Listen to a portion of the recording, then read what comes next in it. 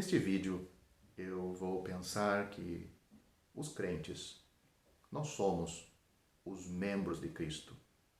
Cada pessoa verdadeiramente salva é um membro do corpo de Cristo. Quando fomos salvos, Deus não apenas nos regenerou e nos deu vida eterna, mas Ele nos fez um espírito com o Senhor. A primeira epístola aos Coríntios diz-nos que não somente nos tornamos um espírito com Cristo, mas nos tornamos membros do seu corpo. Leia na sua Bíblia o capítulo 12 de 1 Coríntios e principalmente o versículo 27. Em 1 Coríntios capítulo 6, versículo 15, temos a mesma palavra. Esta passagem diz que nosso corpo é membro de Cristo. Assim, quando o incrédulo é salvo, ele não apenas recebeu regeneração e vida eterna de Deus, mas ao mesmo tempo foi unido ao corpo de Cristo para se tornar um membro do corpo de Cristo. A Bíblia diz que nós somos o corpo de Cristo. Se Deus nos salvou um a um em Cristo, e se Cristo morreu por nós, purificou-nos de nossos pecados, deu-nos vida eterna e nos levou a ter um relacionamento de vida com Ele para nos tornar seus membros, qual é nosso fim? A salvação inclui ser um membro do corpo de Cristo. Se perecêssemos, se houvesse essa possibilidade de um crente verdadeiro perecer, qual seria o fim? O fim seria que o corpo de Cristo seria mutilado. Este corpo teria uma orelha a menos, ou metade de um nariz, teria um dedo da mão ou do pé a menos. O corpo de Cristo é uma verdade definitiva na Bíblia. Ele é uma coisa concreta. Se nos tornamos um corpo com Cristo, agora temos sido salvos. O perecer de uma pessoa significa a perda de uma parte do corpo de Cristo. E o corpo de Cristo será mutilado. Será que isto é possível? É imaginável? Certa vez, uma escrava estava trabalhando na casa de uma família. A dona da casa era uma cristã nominal, mas a mulher escrava era uma cristã genuína. O dia todo, a escrava cantava jubilosamente. A patroa ficava aborrecida, tão aborrecida com as canções alegres que ela não podia deixar de perguntar por que a escrava estava tão contente. A mulher, a escrava, lhe disse: Senhora, não sabe que Deus enviou seu Filho, Jesus Cristo, para nos purificar de todos os nossos pecados? A senhora não sabe que estaremos com Deus no futuro? Por que então não estaria me regozijando? A senhora, a patroa, a dona da escrava, perguntou: Como você sabe que estará com Deus no futuro? O que acontece se você se perder? A escrava disse: O Senhor Jesus nos disse que o Pai é maior do que tudo. Estou nas mãos de meu Pai. Essas mãos estão me sustentando e preservando. Como posso perder-me? A senhora ponderou a esse respeito por um tempo e então, como não queria dar o braço torcer a segurança da escrava, disse o seguinte: Como você é tola! Se Deus é maior do que tudo, quão grande suas mãos serão? Se as coisas podem escorregar por entre seus dedos, então as coisas podem escorregar por entre os dedos dele, de Deus também. Visto que suas mãos são grandes, o espaço entre seus dedos deve ser grande também.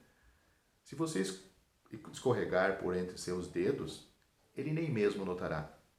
Você diz que as mãos dele a protegerão? Como assim? Mas Deus é tão grande e você é tão pequena. Não há comparação entre você e Deus. Se você escorregar das mãos de Deus, ele nem perceberá.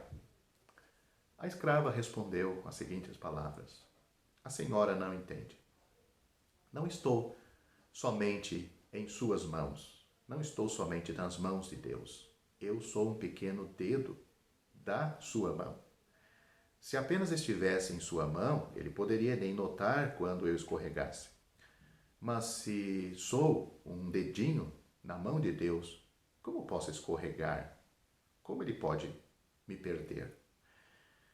Se um homem creu e se tornou cristão, ele é membro do corpo de Cristo e um pequeno dedo na mão de Deus. Se um membro do corpo de Cristo, como membro, Deus nunca me permitirá escorregar. Sou grato ao Senhor hoje porque eu não posso escorregar nunca das suas mãos. Em 1 Coríntios capítulo 12 é dito que se um membro no corpo sofre, todos os membros sofrem com ele. Note o versículo 26. Não podemos ter um dedo machucado enquanto os outros membros permanecem indiferentes.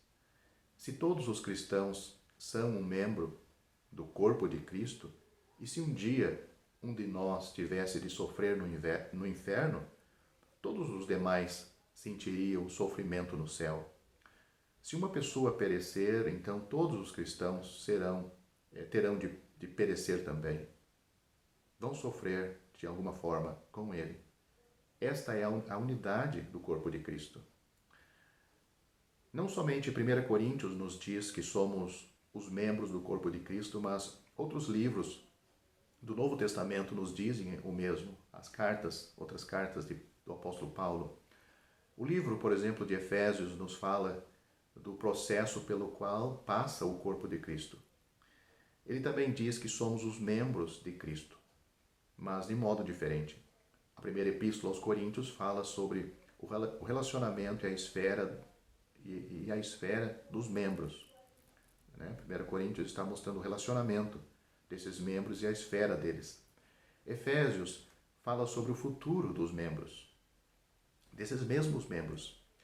Efésios capítulo 5, versículos 29 e 30 diz claramente: porque ninguém jamais odeia a própria carne, antes a alimenta e dela cuida, como também Cristo faz com a igreja, porque somos membros do seu corpo.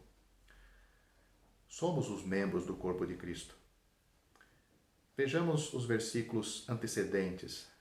Os versículos 25 a 27 dizem: maridos, amai vossas mulheres, maridos, amai vossa mulher, como também Cristo amou a igreja e a si mesmo se entregou por ela, para que a santificasse, tendo-a purificado por meio da lavagem de água pela palavra, para apresentar a si mesmo igreja gloriosa, sem mácula, sem ruga, nem coisa ou coisa semelhante, porém santa e sem defeito. Se lermos toda essa porção, do versículo 25 ao 30, descobriremos uma coisa: a igreja é o corpo de Cristo. Cristo está purificando a igreja pela água da palavra. Ele continuamente a lava até que ela se torne santa. O objetivo final é apresentá-la a si mesmo, igreja gloriosa. Se houver na igreja alguns que perderam a salvação, teremos um corpo mutilado e não haverá a apresentação de uma igreja gloriosa. Nem mesmo as pessoas permanecerão, e muito menos a igreja gloriosa. Esta igreja não tem manchas, nem rugas, nem coisas semelhantes. O que significa isto? Efésios capítulo 5 explica: porém santa e sem defeito. Ser sem defeito é ser sem qualquer mancha. Se é possível que os membros do corpo de Cristo pereçam, então não somente haverá manchas, mas partes mutiladas também.